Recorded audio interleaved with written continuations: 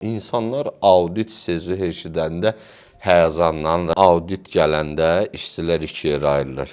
Bəziləri sənəd axtarır, bəziləri audit axtarır. Bir bankda risk varsa, daxili audit nəyə var? O Adlerin məşhur bir sözü var, deyir ki, telefon kitabçası nömrələrlə doludur. Kitabça başdan ayağa faktlardır, amma orada bir fikir yoxdur. Salam, hörmətli izləyicilər, İmza Qadın verilişinin növbəti buraxılışı efirdədir. Bugün biz audit haqqında, auditin əsas problemləri, auditin töhfələri, eyni zamanda audit haqqında yanlış fikirlər, miflər barəsində müzakirə aparırıq. Bugünkü qonağımız Azərtürk Bankın Daxili Audit Departamentinin direktoru Natəvan Yusufovadır. Natəvan xanım, xoş gəlmişsiniz. Xoş gördük. Necə hiss edirsiniz özünüzü? Yaxşı, çox sağ olun. Dəvətiniz üçün təşəkkür edirəm. Biz təşəkkür edirik dəvəti qəbul etdiyinizə görə. Natəvan xanım, sizə uşaqlıqda desəydilər, bir zaman gələr, siz böyüyərsiniz, Daxili Audit Departamentinin rəhbəri olarsınız. Buna inanardınız? Əslində təəccüblənməzdim. Çünki bütün uşaqlıq boyu ancaq oyunlarım, ofis şəraitinin yaradılması, kağızlar, nə bilim, dostlarımın hərəsinə bir vəzifə verməyimdən keçibdir. Ən sevdiyim oyunlardan biri olubdur. Ona görə yəqin ki, təəccüblənməzdim. Amma auditə ümumiyyətcə gəlməyim özüm üçün bir yenilik idi. Tamamilə gözlənilməz bir addım idi. Çünki mən müştəri xidmətlərindən başlamışam bank sektorunda və audit vakansiyası olanda bank daxili mənə o qədər maraqlı gəldi. Mən düşündüm ki, mən orada olmalıyam. Yəni, niyə audit sizin xarakterinizə uyğunmu görürdünüz? Əslində yaxşı sualdır. O sualı bir dəfə audit zamanı bir nəfərlə çox belə mübahisələr, müzakirələr aparılandan sonra mənə sual verdi ki, Natəvan xanım, siz auditə gələndən sonra belə olmusunuz, yoxsa belə olmusunuz deyə auditə gəlmişsiniz? Həmin anda açığa cavabım yox idi, amma sonra xeyli düşündüm o haqda və anladım ki, bəli, xəsiyyətimə uyğun olubdur deyə gəlmişəm. Yəqin həyat dobbinizdir, insanlarda səhv tutmaq. Səhv tutmaq deyil, daha çox hər şey nizamlı görməkdir. Hər şey daha gözəl etməkdir, daha yaxşılaşdırmaqdır. Məncə ondan irəli gəlir. Mən də inanıram ki, ondan irəli gəlir. Yox, təbii ki, çünki auditin əsas xüsusiyyəti nizam-intizamdır. Bu nizam-intizamla irəli gələn bir şeydir.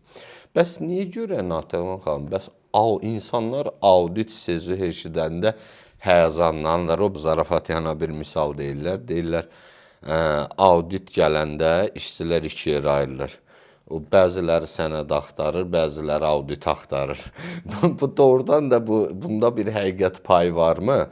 Yəni, insanlar auditdən çəkinirlərmi və niyə çəkinirlər? Yəni, elə olmalıdırmı? Mən düşünürəm ki, auditdən çəkinmə səbəbi auditin o keçmiş revizorun varisi olması ilə əlaqədardır. Hamının ağlında o keçmiş gəlib, nəsə kimisə bir tədbir görəcəkdir, negativ yazacaqdır. O cür baxışdan irəli gəlir. Amma müasir audit heç də elə deyil. Müasir audit daha çox partnyordur, strateji partnyordur. Həm rəhbərliyə, həm struktura gəlib bir dəstək əlini uzadandır. Çünki insanlar o rutinin daxilində bir çox məsələləri görməyə də bilirlər. Amma biz gəlib kənardan görə bilirik. Hər zaman deyirəm ki, siz prosesin bir hissəsindəsiniz, öz hissənizi çox gözəl görə bilərsiniz. Amma proses böyükdür axı, onun bir neçə iştirakçıları var. Bəli. Biz gəlib onu kənardan bütün tam görə bilirik və orada hər hansı bir qırıntılar, qəplər, boşluqlar olursa biz onu vurğulayıb, tapıb onun həlli yollarını təklif edirik. Ona görə mən düşünürəm ki, hazırda bir çox yerlərdə, ən azı mən çalışdığım qurumlarda artıq bilirlər ki, audit bir qorxacaq bir struktur deyil. Əksinə əməkdaşlıq edib daha yaxşı olması üçün, fayda götürmək üçün istifadə olunan strukturdur. Onda belə çıxır ki, biz auditə deyə bilərik ki, audit səhv axtaran deyil, audit qoruyandır. Əslində bu fikirlə razısınız? Bəli, əlbəttə qoruyandır. Çünki yenə də prosesin daxilində ya böyük qarşılarına məqsədlər qoyur şirkətlər. Bir çox riskləri görməyə bilirlər. Bu yol üstü hansısa məsələləri qaçırda bilirlər. Çünki belə deyək də, mənfəət alınca getməkdə, nəsə gəlirlər əldə etməkdə fokuslanırlar ona və riskləri görməyə bilirlər. Ona görə gəlib o kiçik toxunuşlarla böyük işlərə düzəlişlər vermək mən düşünürəm ki, çox faydalıdır. Bəs onda belə deyək də, bir haqlı sual yaranır ki, yaxşı. Bir bankda risk varsa, daxili audit nəyə var? Əgər risk audit tapıb qoruyursa, onda risk departamenti niyə lazımdır? Risk niyə lazımdır? Audit niyə lazımdır? Yəni bunların nə əlaqəsi var ki? Əslində bu haqqda çox danışa bilərim. Məncə onunla materiallar da kifayət qədərdir. Mən qısaca desəm, risk daha çox birinci müdafiə xəttinin prosesləri icra edənlər, mənfəət dalınca gedənlərin hansı formada, hansı qaydalara uyğun getməyini müəyyən edir. Biz isə gəlib o qaydaların effektivliyini yoxlayırıq ki, nə qədər nəzarət mexanizmləri düzgün qurulubdur və biz düzgünmü qorunuruq. Yəni biz kənardan bütün bu proseslərin gəlir əldə edənlərin, onlara qayda müəyyən edənlərin nizamlı getməyini yoxlaya bilirik. Aysol, yəni siz yoxlayıb müəyyən edirsiniz ki, risk özü riskin qarşısını ala bilirmi? Qurduğu sistem bankın qabaqlayıcı tədbirləri görə bilirmi?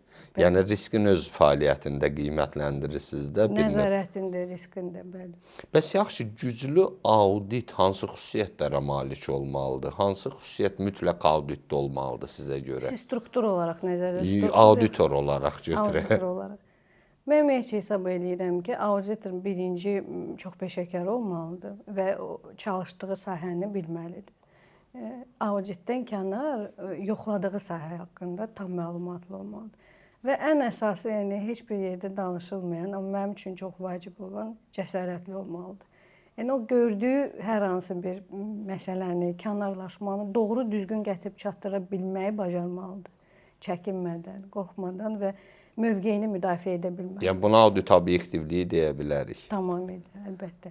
Həm obyektivliyi, həm peşəkarlığı, burada bütün o etik kodeksi nəzərdə tutulur. Bütün bu bacarıqlara malik olmalıdır, amma onun içində təsəvvür edin, auditor çox peşəkardır, konfidensiallığı gözəl qoruyur, obyektivliyini qoruyur, amma hansısa məqamda cəsarəti çatıb, lazımı fikri lazımı yerdə səsləndirə bilmir.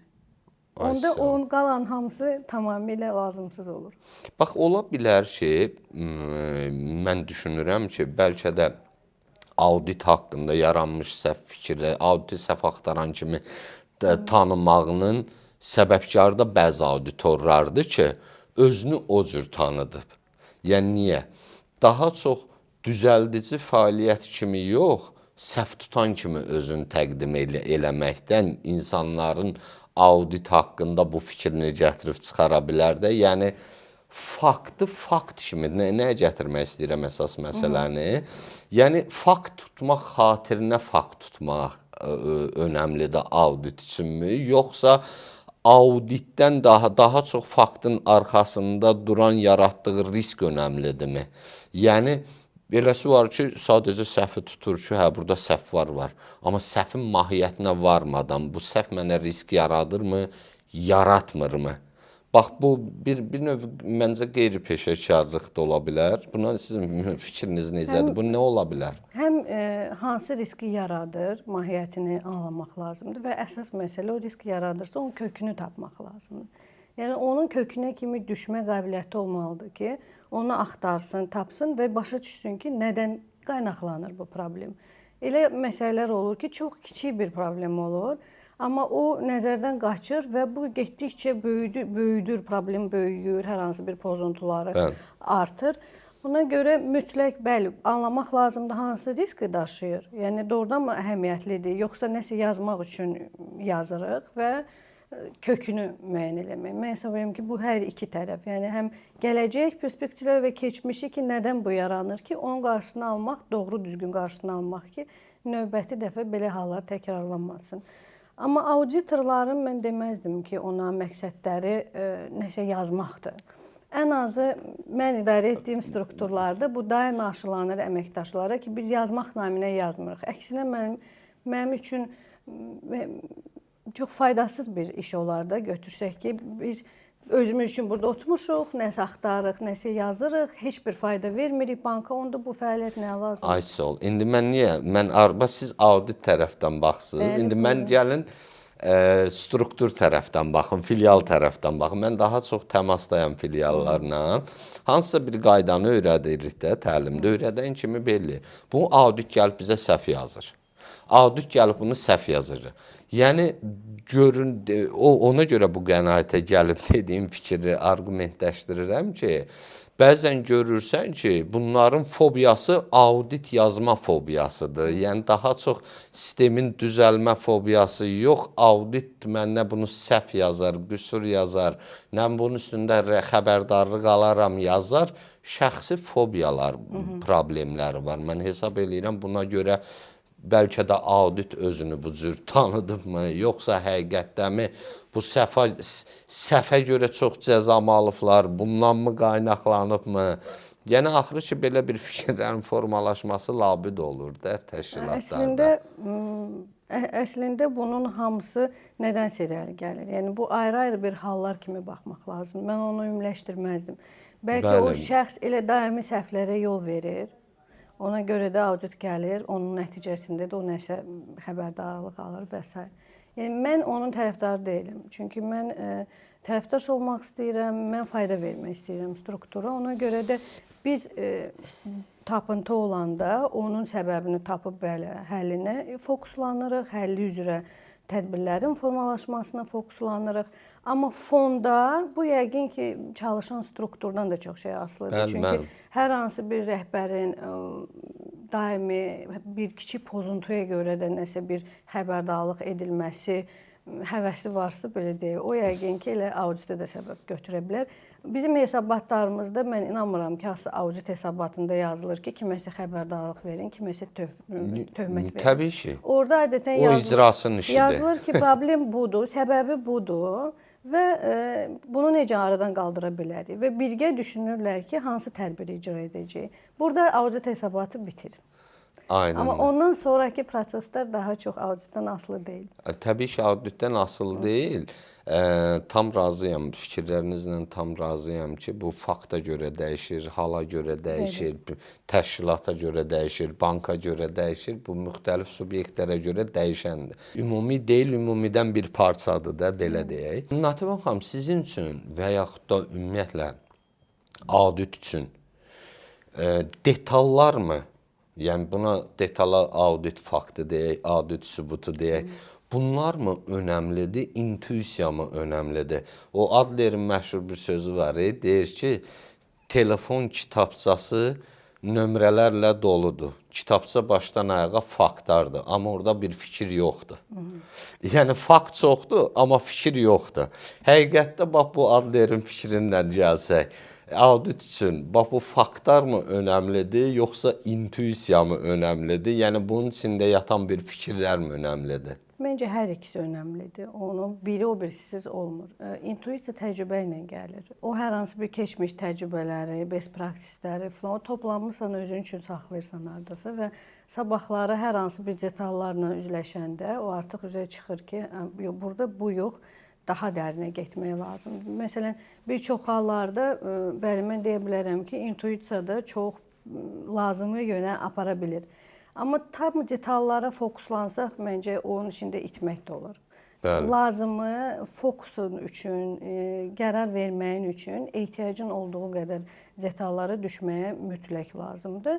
Amma ondan artıq boş-boş gedib o kiçik faktların içində itib mahiyyətdən uzaqlaşdırmağa dəyməz. Aydındır. Bəs Nativan xanım, siz özünüz komandanızda motivasiyanı necə qoruyursunuz? O sual məni də maraqlandırır hər zaman. Necəsə o motivasiya var. Onun üçün xüsusi nəsə etdiyimi deyə bilməzdim.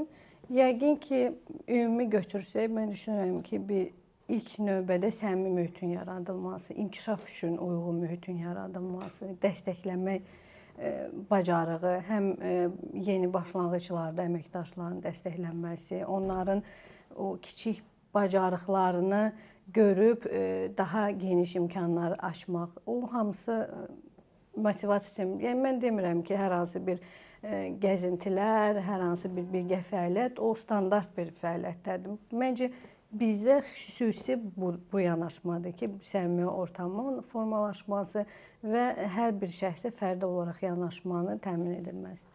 Təmin edilməsi aydındır. Bəs ümumilikdə belə götürsək, siz özünüz işçi götürürsünüz, yəni auditor, təbii ki, yəqin ki, rəhbər olaraq özünüz intervyu edirsiniz.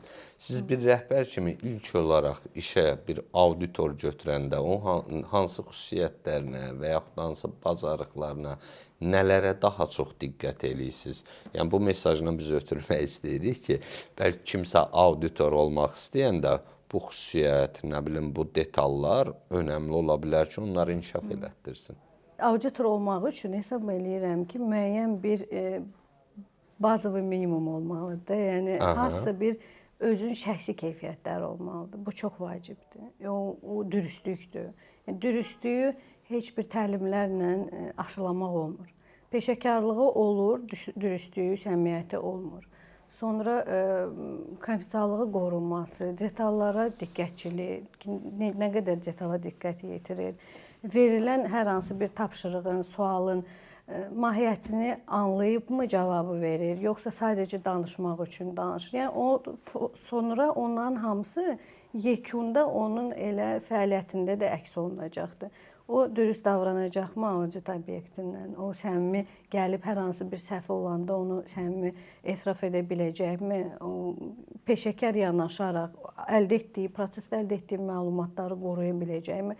Hətta elə olur ki, biz keçmiş işlərindən sorğu-sual edirik, amma heç də maraqlı deyil o. Sadəcə görürük ki, nə qədər əməkdaş gedib konfidensial məlumatlara kimi çıxacaqdır. Yəni. Aydın. Bəs yaxşı. O balaca bir nüans. Bəs yaxşı, bir də öz əməkdaşını səhv eləyirsə, yəni səhv eləyən əməkdaşa reaksiyanız necə olur da? Yəni tamam, siz audit olaraq başqasının səhvini müəyyən edirsiniz. Öz auditini səhv eləyəndə ona reaksiyanız rəhbər kimi necə olur? Səhvin yenə də baxır mahiyyətindən, nə qədər ağırdır, nə qədər çətindir, şiddətlidir. Yəni ilk növbədə əlbəttə ki, yenə də mahiyyətinə asılı olaraq bizdə səhvi etiraf eləmək qorxulu deyil. Çünki biz onda həll axtarırıq. Birincisi müəyyən eləyirik ki, heç kəsə bu neqativ təsir etmədi ki, bu səhv. Sonra kənara çıxmayıbsa, daxildədirsə, başlayırıq daxildə onun həllini axtarmağa. Və məsələn, əməkdaş hər hansı bir prosesi yaxşı bilmədən, hər hansı məlumat kəsintidən olubsa bunun səhvi, artıq o sahə üzrə onun təminləndirilməsi, onun inkişafı üçün növbəti addımlar düşünürəm. Amma belə bir səs-küyə zilə çıxmırıq. Tamam, biz bayaq da vurğulayırsınız ki, biz daha çox audit olaraq əməkdaşlığı təşviq eləyirik, yəni bu cür qəbullandırırıq. Bəs ümumiyyətlə, maraqlıdır ki, siz o audit obyekti deyək də, yoxladığınız strukturun səhvlərini necə çatdırırsınız ki, onlar həqiqətdə onu bir inkişaf fürsəti kimi dəyərləndirir də, yəni o insanlar rahat səhv qəbullanan deyil axı. Və yəqin ki, audit yoxlamalarından sonra audit hesabatlığında debatlar başlayır da, yəni sənə başlayır da auditlə ki, bu səhv deyil, bu belədir və s. Bunlar hansı formada daha effektiv çatdırırsınız ki, o əslində elə bil səhv tapmağınızdan xoşbəxt olur. Məmnundur ki, nə yaxşı bu səhvi məndə tapdınız. Elə də olur əslində. Birincisi, bu sizdə səhvdir fikri söylənilmir. Daha çox hər hansı bir kənarlaşmadır, gəlin buna baxaq birgə və əsas məsələ elə auditin əvvəlində müəyyən olunur ki, biz dəstək olmağa gəlmişik, biz sizə yardımcı olmağa gəlmişik. Siz görə bilmədiyinizi görüb, rutininizdə görmədiyinizi görüb sizə dəstək olmaq istəyirik. Kommunikasiyada bir problem olmur. Olur hər hansı bir fərdi şəxslər kimsə ki, ümumiyyətcə səhvini qəbul edə bilmir. Yəni birincisi düzgün kommunikasiya olunur ki, bu səhv deyil. Bu kənarlaşmadır, qaydalardan, hər hansı bir nəzərdən qaçılıb kimi bir hallardır. Ona o qədər getmirik, nə qədər həllinə gedirik. Çünki o səhvdən oturub uzun-uzadı danışmaq olar, amma onun həlli kənarda qalırsa, o heç lazım da deyil. Yəni sonda əsas məsələ odur ki, hər kəs bilir ki, biz də bankın bir parçası olaraq hamımız birgə bir məqsəd üçün çalışırıq, bankın faydası üçün. Onu əvvəlcədən doğru düzgün kommunikasiya eləyəndən sonra aşkar olunan məsələlərdə elə bir problem yaratmır kommunikasiyada ki, burada nəsə kənarlaşma var. Əsas məsələ var gəlin nəsə edəkdir. Daha çox ora yönəlirik. Ərəblərdə bir yaxşı bir deyim var, deyir, ərəblərdə bir nöqtə gözü kor eylər. Yəni nöqtə sözündən, göz sözündən kor sözü eyni yazılır. Nöqtə qoysan kor oxunur, qoymasan göz oxunur. Yəni bəzən bu misalın qüdrəti nədir? Bəzən bir nöqtə kiçik görünə bilər, amma yaratdığı fəsad, yəni burada bir nöqtə sözü kökündən dəyişir də, mahiyyəti alt-üst eləyir də. Yəni, və bəzən kiçik görünən bir səhv böyük bir təhlükə yarada bilər. Bəzən də hansı ki böyük görünən təhlükə hesab olunur, belə böyük görünür, amma altında yatan risk baxsan ki böyük bir təhlükə deyil də. Məncə audit üçün də əsas peşəkarlıq istiqaməti də bunun yaratdığı fəsaddır. Bu nöqtə doğrudan da gözü kor eləyirmi, eləmirmi? Risk yaradırmı, yaratmırmı? Təhlükə varmı, yoxmu? Bunları müəyyən edəndə səhv kimi də baxılmayasıdır məncə. Məncə də orada elə o nöqtəni düzgün vurmaq lazımdır, sözünüzə qüvvət. Çünki çox şeydən danışmaq, siz eyni faktı müxtəlif yollarla təqdim etmək olar. Onu böyük bir problemə çevirib, çoxlu ondan danışıb, belə şişirtmək də olar və normal ki, fakt var və bunun həlli istiqamətində hansı ki, addımlar atılmalıdır. Bunu düşünəkdə yönəltmək olar. Və onda hal tamamilə dəyişir. Ton da dəyişir. Birincisi, ton vacibdir. Yuxarıdan gələn ton. Ton yuxarıdan gəlirsə ki, bəli, bu bizə faydalıdır, auditin nəticələri bizim üçün lazımdır və bunun nəticəsində biz hamımız birgə daha yaxşı olmağa gediriksə, hər struktur da öz yerində onda onu anlayır olduğu kimi. Aydındır. Bəs ümumilikdə belə deyək də, sizin heç təcrübənizdə olubmu ki, elə bir, məsələn, detal özü çox xırda detal görünüb, amma nəticədə böyük bir problemin qarşısını almış olubsuz. Yəni xırda görünüb hamı tərəfdən, o səhv eləmirəmsə Amerika Bankında bir dəfə 1 sent fərq verib, heç kim buna əhəmiyyət verməyib. Deyiblər ki, boş şeydir, yəni havaya əlləşməyin, 1 sent nədir ki? Audit bunun bir növ təqibini buraxmayıb da, sona qədər aparıb. Amma əslində üzə çıxarıb ki, bu sistem boşluğu illərdə davam edir. Hər əməliyyatda 1 sent banka milyonlarla ziyan dəyib. Elədir. Ona görə yəni xırda görünən detal böyük bir risk yaratma faktoru. Yəni siz də yəqin ki, təcrübənizdə belə hallarla rastlaşırsınız. Əlbəttə olur və hərdən olur kənardan kiməsə belə faydasız gəlir ki, bu balaca qəpin dalınca niyə getdilər? Amma gedib nəsə bir lazımı bir nöqtəyə çıxırıq. Doğrudan da elədir. Çünki o kiçik rəqəmlər çox vaxtı diqqət istəmir. Yəni o böyük rəqəmlərlə işləyənlərdə. Yenə də o da elə həmin intuisiya nəticəsində, həmin detallara diqqət nəticəsində başa düşürsən ki, yox buna dəyər getmək və ya dəyməz. Amma ötən iş yerlərimin birində kiçik o toxunuşlardan deyirsiniz, bir binaya giriş tənzimləmək mümkün deyil idi. Böyük sayda qonaqlar girirdi, hərəsi bir tərəfə dağılırdı, müştərilər və kontrol etməyə olmurdu. Biz də o hər dəfə qeyd edirdik ki, belə olmaz. Çünki qeydiyyatçısız girirlər, çek götürmürlər, onda izləmək olmur ki, neçə sayda müştəri giribdir gün ərzində, hansı xidmətlərdən istifadə edibdir. Və onlar etiraf elədi ki, biz heç nə də bilmirik. Giriş budur, interyeri dəyişmək olmaz, heç nə etmək olmaz.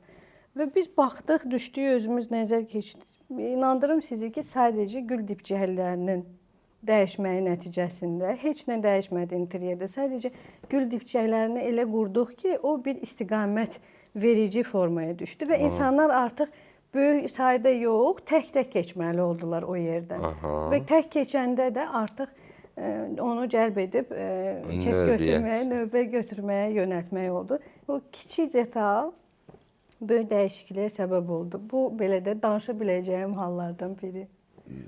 Maraqlıdır. Doğrudan da həqiqətdə bəs auditin də əsl töhfəsi zaten belə deyək də tək riski müəyyən eləmək yox və onun üzərindən effektiv tövsiyələr verməkdir ki, tamam problem budur, düzəliş yolu bunu kimi görürük də. Bəzən heç olurmu ki, heç audit təcrübənizdə yəqin ki, sizin özünüzü də kənar audit edirlər. Məsələn, auditin fikrindən razılaşmır. Məsələn, daxili auditi, kənar auditi yoxlayanda, yəni iki audit fəlsəfəsi bir-birinə ziddiyyət gətirir ki, yox, bu daxili audit deyir, mənim yanaşmam doğrudur, kənar audit deyir, yox, sənin yanaşman doğru deyil. Əlbəttə olur. Hətta mən biraz geriyə getsəm, əvvəldə söylədiyim kimi ki, yaxşı olar ki, auditor çalışdığı sahəni bilsin, daha praktiki tərəfini anlasın, sonra gəlsin auditə ki, orada elə həmin problemin aşkar olunmasında daha effektiv olur, həm verdiyi tövsiyələr daha əsaslı olur. Məsələn, kənar auditlə daxili auditin belə deyək də müzakirələri, mübahisələri çox vaxt ondan irəli gəlir. Yəni onlar kağız üzərində yazılanı olduğu kimi tətbiq olunmasından danışırlar, amma məsələn komanda sayını və ya işin yükünü, gücünü onu heç anlamadan, nəzərə almadan ki, bu ümumiyyətcə mümkündürmü reallıqda bunu eləmək və nə qədər vacibdir? Əsas məsələ odur ki, nə qədər vacibdir. Və bu mövzularda olur, əlbəttə müzakirələrimiz olur, uzun-uzadı.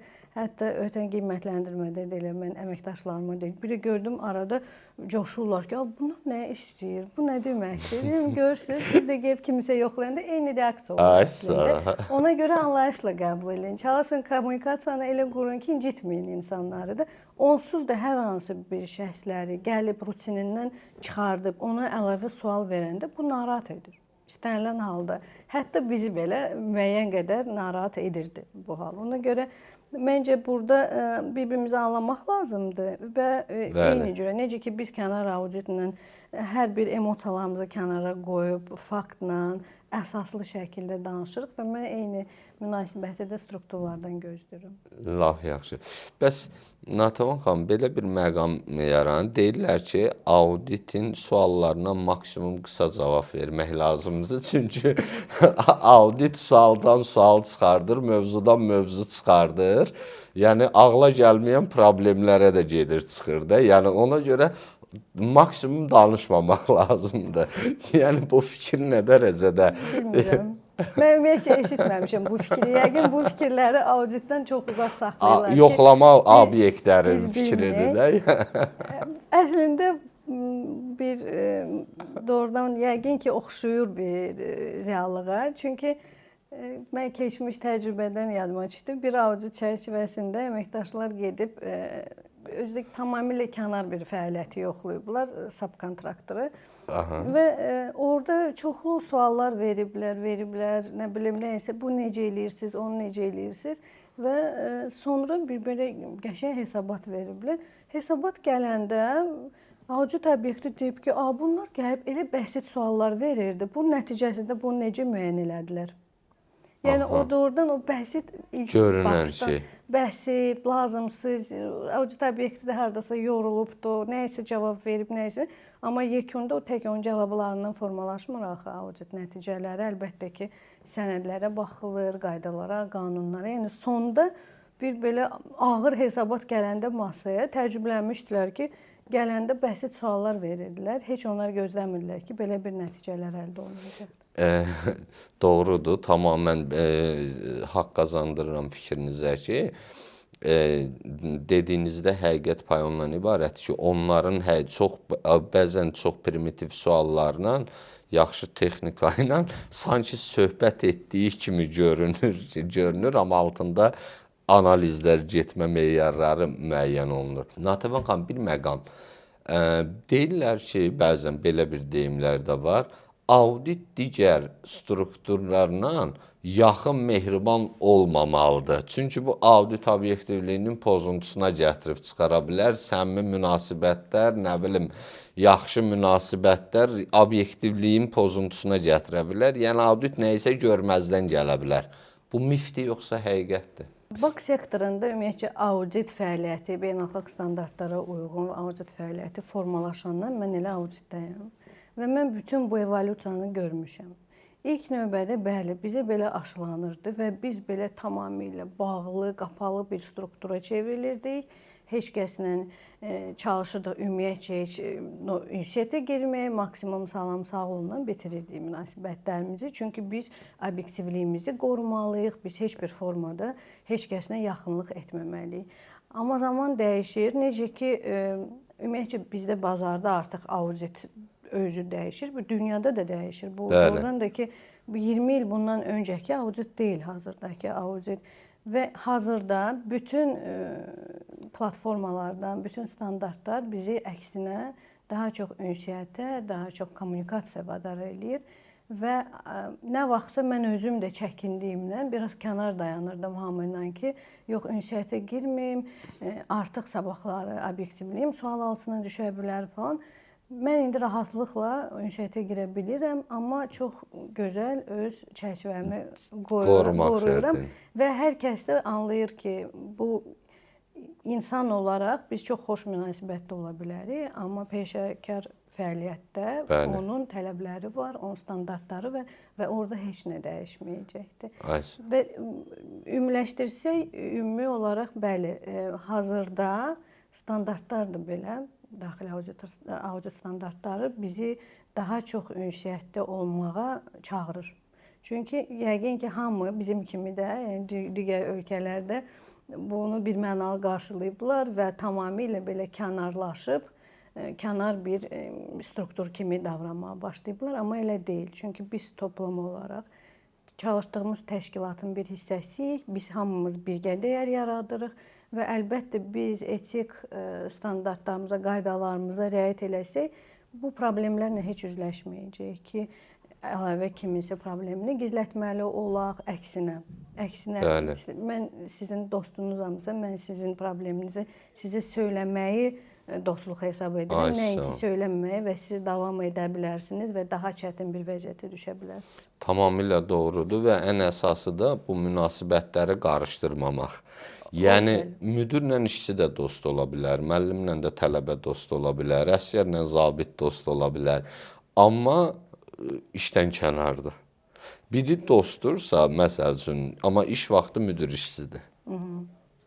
Nə bilim, müəllim dərs vaxtı müəllim tələbədir, xidmət başında əsgər zabitdir. Bu çərçivələri, yəni, səmimi münasibət hamı insandır. İnsan faktorudur. Hamında münasibəti normal ola bilər.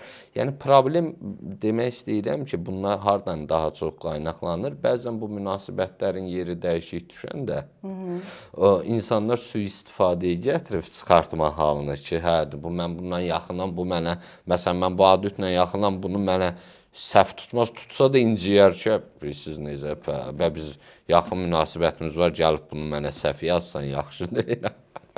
Elə də olur, ona görə də bu hər tərəf üçün anlaşılan olmalıdır. Hər tərəf bu qaydanı qəbul edib dostluğa, münasibətə girməlidir.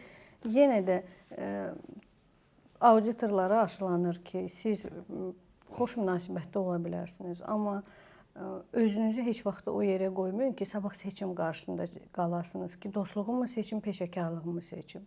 Mənim öz bu misala qüvvət, mən filial müdiri işləyəndə, uzun müddət filial müdiri işləmişəm, audit bizim öz qrup yoldaşımız idi. Öz qrup yoldaşım auditə gəlmişdi bizim filiala. Az qala məndən günorta yeməyinə getmirdi ki, yəni o bariyerə görə ki, qardaş, biz qrup yoldaşı, ürəyin nə istəyir ki, yaz. Nəyi görə bilirsən, yaz.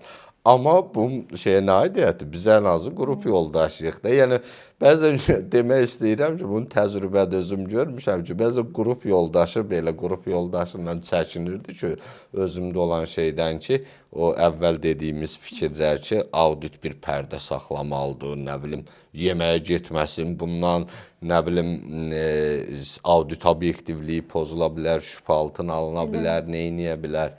Yəni bunlar indi məncə artıq bir mifdir. Məncə də artıq Bir mifə çevrildi artıq. Yəni bunlar zamanında var idi. İndi artıq dediyiniz kimi müasir audit yanaşmasında bunlar yoxdur hesab eləyirik. Elə də var, bəli. Bu evolyusiya göz qabağındadır. Doğrudan da indi daha rahat ünsiyyət formalaşır, amma yenə də peşəkarlığa toxunmadan. Bəli, peşəkarlığa toxunmadan. Nativan xanım, son olaraq, bax, məsəl üçün bir əməliyyatçıdır, filialda işləyir, amma audit olmaq istəyir. Canında, qanında, xislətində bir auditlik görür. Nəm hansısa bir kredit mütəxəssisidir, hansısa bir xəzinədardır, yəni front işçisidir, amma özünü bir yaxşı nəzarətçi kimi görür, yaxşı bir, nə bilim, audit kimi görə bilir. Bunların bu sahəyə keçməyinə tövsiyəniz nə ola bilər? Yəni, bunlar bu istiqamətdə nəyin üstündə çox işləsələr, əgər bayaq dediyiniz xüsusiyyəti nəzərə almaqla özündə bu auditliyin bacarıqlarını görürsə, bu daha çox nəyin üstündə işləsə bu yaxşı audit olar. Yəni, ümumiyyətlə, tövsiyə edirsinizmi belə auditə gələnlər həqiqətdə zamanında frontdan gələnmi yaxşı audit olur? Məsələn, əməliyyatı yoxlayan zamanında yaxşı əməliyyatçı mı olmuş, yaxşı əməliyyat auditi ola bilir. Kassanı yoxlayan, yaxşı zamanında kassir olmuş, daha yaxşı kassa auditi ola bilirmi ki, o kassanı daha yoxlaya bilən. Yəni, yoxsa elə audit vizyonları varsa, bu sahədə təcrübə olmasa da kifayətdirmi? Əslində, daxili auditin içində də, daxildə də müəyyən bir ixtisaslaşmalar var ki, Bəli. kredit sahəsi üzrə ixtisaslaşır, kimsə maliyyə sahəsi, əməliyyatlar. Yəni, buna ehtiyac var. Bu, Mərkəzi Bankın da tələb edir, yəni yenilik deyil. Və orada ya auditə gəlib əvvəldən orada ixtisaslaşmaq olar, müəyyən bir istiqaməti seçmək və ya əksinə o sahədən gəlmək. Amma təcrübə göstərir ki, uzun illər qalandan sonra mümkündür, amma biraz çətindir baxış bucağını dəyişmək. Çünki, məsələn, təcrübədə görmüşəm, uzun illər maliyyə sahəsində çalışan adam, hər hansı bir, əlbəttə ki, maliyyə auditində yaxşı nəticələr çıxarda bilir. Bəli. Amma onu düzgün dəyərləndirə bilmir. Məsələn, bu aydındır da, bunu başqa cür eləmək olmur ki. Burada neynəsin, bunu eləmək olmur ki. Yəni, bu yanaşma ilə baxış bucağını dəyişməsən, heç bir yaxşı nəticə göstərən auditor olmaq mümkün deyil. Əsas məsələ, mən düşünürəm ki, o qədər uzun müddət gərək çalışmasın müəyyən sahədə və çalışsa da belə baxış bucağını dəyişə bilsin. Artıq icraçı baxımından yox, o kənardan baxıb oranın boşluqlarını görə bilən, ora hansı sahədə nə dəstək lazımdır, hansı düzəlişlərə ehtiyac var, onu görə bilən baxışa malik olmalıdır. Ayşə, yəni öz üzərində işləsə, mütləq yaxşı audit ola bilər. Yenə də şəxsi xüsusiyyətləri Təbii ki, şəxsi xüsusiyyətləri nəzərə almaqla da özündə audit görürsə, o auditlik potensial görürsə, potensialı, dürüstlüyü, diqqət. Məsləhətiniz bu, pes etmə, davam elə, mübarizəni apar. Əlbəttə, ümumiyyətcə auditə gərək o peşəni sevib gəlirsən. Çünki başqa halda o qədər o daxili məsələlər olur ki, yorula da bilərsən, elə artıq bitirə də bilərsən. Ona görə ilk növbədə gərək sevəsən o peşəni, onun faydasını anlayasan ki, doğrudan da biz struktura, biz müəssisəyə dəyər qatırıq. Əsas məqsədimiz odur. Kimisi səhvini tapmaq deyil. Əksinə biz sevinərək hesabatlarda artıq, o da deyim ki, beynəlxalq standartların tələbi ilə gəlibdir. Amma çox yaxşı bir xüsusiyyətdir ki, biz sevinərək audit olunan obyektin pozitiv tərəflərini hesabatda yazırıq. Yəni biz ancaq pisi görmürük. Biz hər hansı bir dinamikanı görürük. Keçmiş yoxlama ilə indiki arasında fərqləri qeyd edirik ki, burada belə hal var, burada bir xoş məsələlər var. Onu mütləq qeyd edirik. Amma yenə də o baxış bucağının doğru olması və istəmək, o peşəni sevib, o sahə üzrə bir çox təlimlər var. Elə sizin təlim mərkəzinizdə də nə qədər görürəm, audit sahəsində təlimlər olur, beynəlxalq təlimlər olur. Yavaş-yavaş hazırlaşıb keçmək mümkündür. Mümkündür, lap yaxşı. Son olaraq, son fikriniz, güclü auditor kimdir? Yəni, auditlə bağlı son fikrimizi tamamlayaq. Son bugünkü görüşümüzün mesajı, yekun mesajı ki, bu mifləri dağıtdıq və bununla da dağıdılan mifləri tamamlayaq. Ümid edirəm ki, mifləri dağıtdıq. Bu, uzun illər ərzində formalaşmış miflərdir. Ona görə yəqin ki, elə bir danışıqdan yox, amma biz hamımız hər tərəfli bu məlumatları cəmiyyətə ötürsək daha yaxşı olar. Daha getdikcə doğrudan da audit olduğu yeri düzgün müəyyən edə bilərik insanların gözündə də. Güclü auditor peşəkar auditordur və doğrudan riskləri görə bilən, potensial riskləri görə bilən, onları doğru dəyərləndirib və dediyim kimi cəsarətli birisi. Hansı ki, öz mövqeyini izah edə biləcəkdir, qoruya biləcəkdir və sona kimi əsaslandırmağa qadir olacaqdır. O bacarıqlar vacibdir auditor olmaq üçün. Aydındır, təşəkkür edirik. Biz məsələni tamamlamaq istəyirik, amma siz danışdıqca məndə sualdan sual çıxır, çünki çox maraqlı müzakirə gedir. Bəs son olaraq, bununla dəqiq tamamlayaq. Son olaraq, bəs süni intellekt audit sahəsində hansı sahəni elə bil auditlərin əlindən alasıdır? Tətbiqi necədir? Başlanılıbmı müəyyən sahələrdə süni intellektin tətbiqinə? Auditə faydası nədir? Qatqısı nədir? Ola bilərmi ki, süni intellekt daha çox tətbiqi böyüdükcə gələcəkdə auditorlara ehtiyac olmasın? Biz bu mövzularda çox danışırıq. Böyük konfranslarda da müzakirəyə çıxarırlar məsələni. Mən düşünürəm ki, daha çox rutin və texniki işləri, harda ki, heç bir judgment lazım deyil. Sadəcə hesablamalar, üzləşdirmələr o hissədə, bəli, o çox faydalıdır AI və düşünürəm ki, çox da lazımdır. Niyə ki, yox? Və o hissəni ötürəndən sonra getdikcə daha çox belə doğrudan audit beyinləri lazımdır ki, o əldə olunan nəticələri düzgün əlaqələndirə bilsin. Onun keçmiş, gələcək məsələlərin hamısını nəzərə alaraq bir fikirlər ortaya qoya bilsin. Yəni, auditi tamamilə əvəz edəcəkmi? Mən düşünürəm, xeyr. Ən azı yaxın illərdə, yaxın 5-10 ildə düşünürəm ki, tam əvəz edə bilməz. Sonradan indi baxır, texnologiyalar dəyişir, o çox qabağa deyə bilmərəm. Və onun mövcudluğu hesab edirəm ki, daha yaxşıdır, nəinki yox idi. Vaxt var idi, şotkada hesablayırdı. Bəli. Düzdür, əməliyyatlar da onda daha sadə idi. Sadə idi. Amma Excel şitləri çıxandan sonra əməliyyatlar da gəlizləşdi də, düzdür. Getdikcə də belə bir texnologiyalar çıxdıqca yəqin ki, risklər də gəlizləşəcəkdir, ehtiyaclar da dəyişəcəkdir. Hər dəyişiklik özünlə bərabər yeni risk qapıları açır da. Mən göstəriz bu gün ərzində risk sözünü çox işlətmək istəmədim. Çünki həmişə bizi onda suçurlar ki, sadəcə hər şeydə risk görürsünüz. Yox, pozitiv tərəflər də görürük. Amma yenə də əlbəttə dediyiniz kimi hər bir yenilik özünlə riskini də gətirir və orada yenə də onu tənzimləyən adamlar lazımdır. Bəli. Onu görə bilən. Məncə yaradıcı auditə hansı dövr gəlir gəlsin, yaradıcı insanlara, yaradıcı auditlərə də eyni zamanda hər zaman ehtiyac olasıdır. Mən də inanıram. Mən eyni o fikirdəyəm. Çox sağ olun gəldiyiniz üçün, təşəkkür edirik.